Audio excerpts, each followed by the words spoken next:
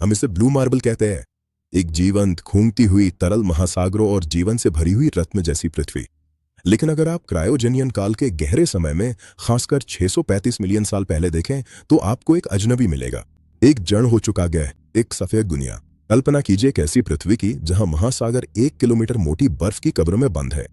यहां तक कि भूमध्य रेखा पर भी तापमान 50 डिग्री सेल्सियस तक गिर गया था। ये केवल एक साधारण हिमयुग नहीं था, ये एक ग्रह की मृत्यु की सर्पिल थी। यह था अल्बीडो फ्रेट। एल्बिडो किसी सतह की परावर्तकता का माप है। जैसे जैसे बर्फ 30 डिग्री अक्षांश की ओर बढ़ी, एक निर्णायक बिंदु आ गया। पृथ्वी एक स्थायी दर्पण बनती जाई जी। हमें इस कदार पे किसने रखा?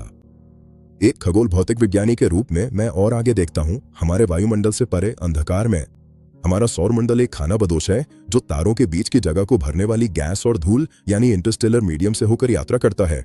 अनुसंधान से पता चलता है कि मारिनोयन हिमयुग के दौरान सूर्य केवल किसी बादल के पास से नहीं गुजरा, बल्कि उसमें पूरी तरह डूब गया था। हमारी संवेदनशीलता को समझने के लिए आपको हीलियोस्फीयर को समझना होगा। ये हमारे सूर्य की चुंबकीय ढाल है। जब हम एक घने इंटरस्टेलर बादल से टकराए तो बाहरी दबाव इतना जबरदस्त था कि उसने हमारी ढाल को कुचल दिया। करोड़ों वर्षों में पहली बार हीलियोस्फीयर 1 AU से भी कम रह गया। पृथ्वी उस बुलबुले के बाहर छूट गई, आकाशगंगा के सामने नग्न। इस इंटरस्टेलर धूल ने सिर्फ हमारे आसमान को अंधेरा नहीं किया, बल्कि ये हमें हमारे तारे से शारीरिक रूप से ढक रही थी। ब्रह्मांडीय सर्दी शुरू हो चुकी थी। 57 मिलियन वर्षों तक पृथ्वी एक शांत कब्र थी, लेकिन परछाइयों में जीवन अपनी सांसें रोके हुए था। बेहद अलगाव और कठोर परिस्थितियों ने एक क्रांतिकारी अनुकूलन को मजबूर किया। ये आपदा ही कैसा टेकी, आईना कैसे टूटा?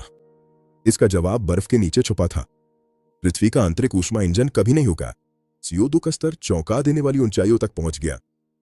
आखिरकार ग्रीनहाउस प्रभाव एक ग्रीनहाउस विस्फोट बन गया। भूवैज्ञानिक दृष्टि से एक धड़कन में बर्फ ने पसीना बहाना शुरू किया, फिर दरकने लगी और फिर गायब हो गई। नीला गोला वापस आ गया था।